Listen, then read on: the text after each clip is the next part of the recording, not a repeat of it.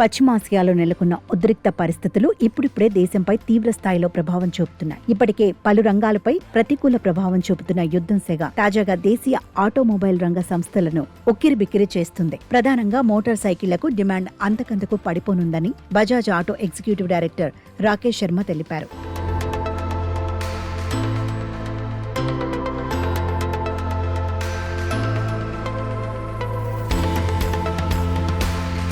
ప్రధానంగా మోటార్ సైకిళ్లతో పాటు entry level segment బైకులు, స్కూటర్లకు డిమాండ్ పడిపోయే ప్రమాదం ఉందని ఆయన హెచ్చరించారు. గత కొన్ని నెలలుగా కన్స్యూమర్ సెంటిమెంట్ క్రమంగా పడిపోతోందని, ఇదే సమయంలో ఎలక్ట్రిక్ స్కూటర్లకు డిమాండ్ పెరుగుతుండడం కొంతలో కొంత ఊరటనిచ్చే అంశమని ఆయన పేర్కొన్నారు.